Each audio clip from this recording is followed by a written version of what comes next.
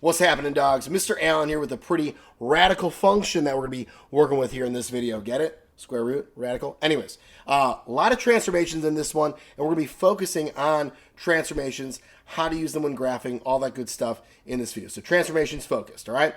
So first thing here, list all transformations from the parent function, f of x equals the square root of x, to g of x equals negative square root of negative 2, parentheses, x minus 3, plus 4 on the outside. Okay, so we have a lot, right? And I'm going to list them all right here because I know the graph's not going to be there. Anywho, I can see into the future. So this negative out front here, we're just going to go from left to right listing these things. The negative out front, that is a vertical reflection, or you could say it reflects over the x-axis. They're synonymous, all good. I'm just going to write vertical reflection.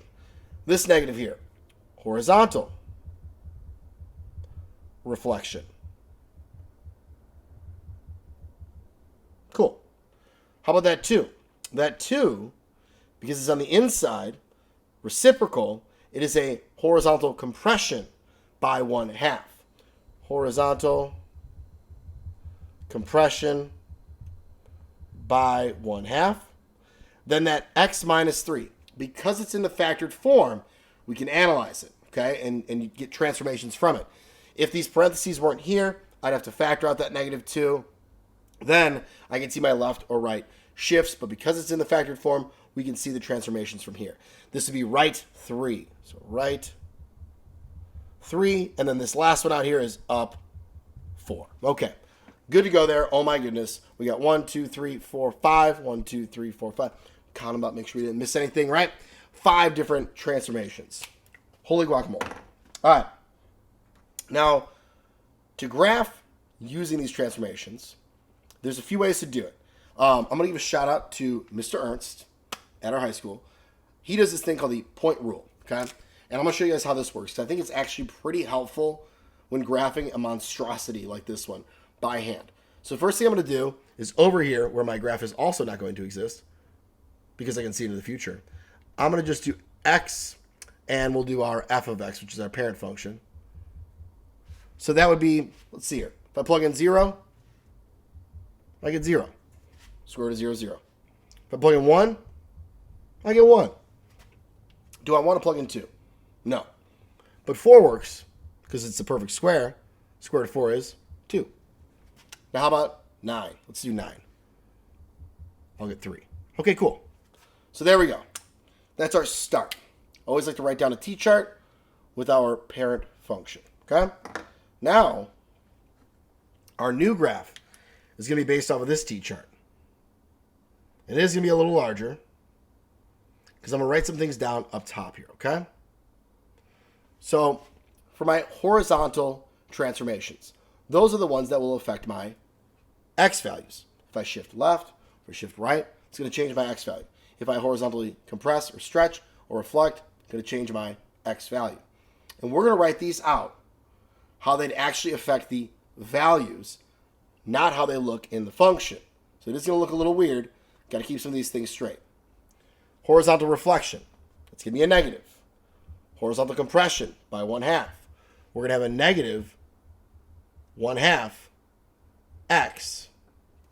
And then right 3, if I'm moving 0 to the right 3, I'd be adding 3. If I move 1 to the right 3, I'd be adding 3. Again, it's the opposite of what you actually see in your function, right? Because I see minus 3. We're just doing what the actual values would do. I'd multiply them by 1/2. I'd multiply by a negative. I'd add 3. That's what I'm doing to my x values. Next, the y values, the vertical reflection, and up 4. So negative y, up 4. Okay? And now we're just going to do that to my lovely parent function here. If I plug in 0, negative 1/2 times 0, 0. Plus 3, 3. Now 1.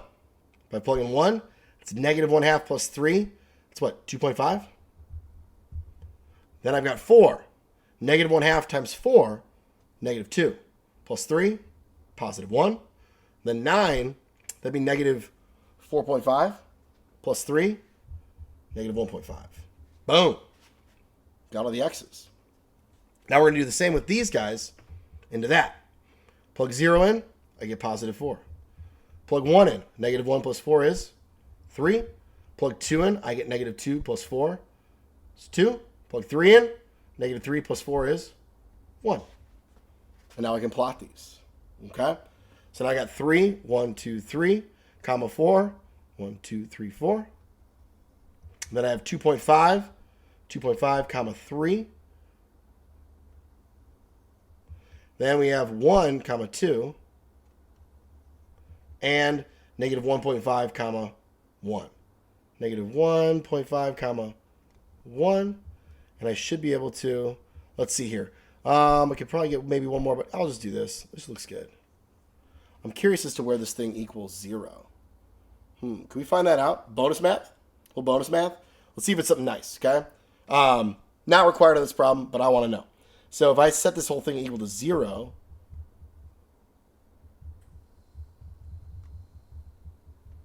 I'd add 4 first. Okay?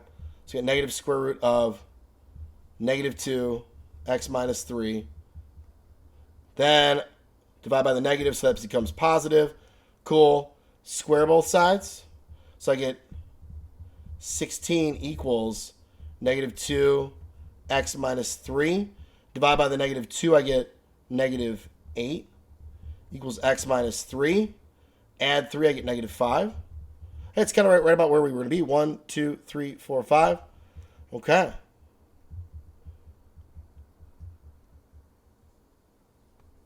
Cool. Now we're, even more accurate, right? If I plugged in, let's just try plugging that in now. If I plug in negative 5, I'd get negative 5 minus 3 is negative 8 times negative 2 is positive 16. Square root of that's 4. Negative, and then negative out front, so negative 4 plus 4 is 0. Boom. Awesome. And any of these points that I were to plug in here, I should get the output that I have here using this cool point rule. If I plugged in 3, I'd get 0. Square root of 0 is 0 plus 4 is 4. The decimals are a little trickier. Let's try 1, though. If I plug in 1 here, I get negative 2. Times negative 2 is 4. Square root of 4 is 2. There's a negative out front. Negative 2 plus 4 is positive 2. Boom. And actually, if you were to plug this function, say, into your calculator, and you look at the table, you would see all these values. Okay? So I think that's actually a pretty handy way to go about these more complex transformations problems. Because these get, when you're on the graph, man, it can get really confusing really fast.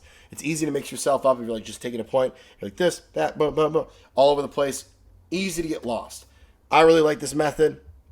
Again, these numbers are just what it's doing, right? It was a horizontal compression. Boom. It's going to multiply my x values by 1/2.